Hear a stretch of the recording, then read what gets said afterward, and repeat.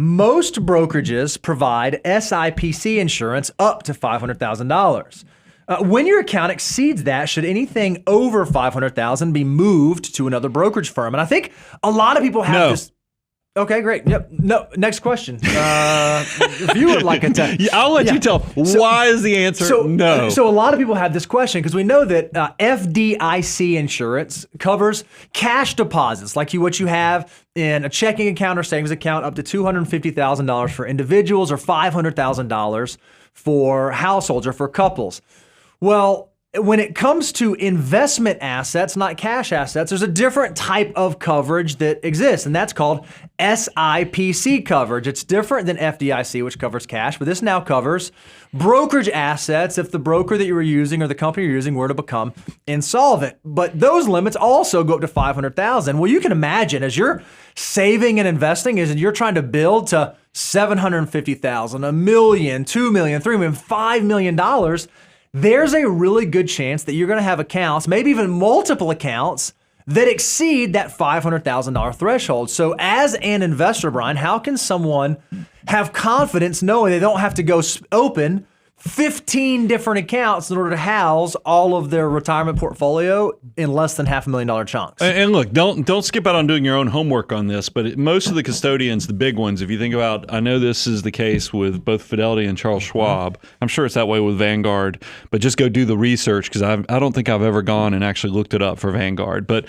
Fidelity has what's called excess insurance. They go and buy an additional policy. And if you go read the disclosure, it's actually pretty interesting to read. Like they even take your cash protection. I think it hits $1 million or so, something like that. Right? They take, and then it's limitless, or maybe is it 10 million? I think it's $1 billion. It's a huge number on the excess insurance. I always have this visual when I read those type of things. I always think of these. You remember back in the day? I'm older, so maybe everybody my age will know what I'm talking. Lloyd's of London had all these insurance policies where they like insure Cindy Crawford's legs, and I always think like you're walking through the halls of Lloyd's of London, and then they have like all these celebrities' key things that they're insuring, and then they got Brian Preston's excess policy for his retirement account or something like that. It's right that Fidelity has. I'm sure Fidelity is buying Lloyd's of London, type of insurance for my excess insurance. That's how I visualize it. But yes, they typically have additional insurance protection. But go do your research. Make sure you check on that. Don't take our word on it. But they've thought about that because they know a lot of people, they want you to have peace of mind that your assets are okay. And what I like about when you work with these big custodians, it's just like my granddad used to drive to every bank to try to protect them. He was trying to get the best CD rates, but he was also trying to just move money around because of these FDIC and so forth.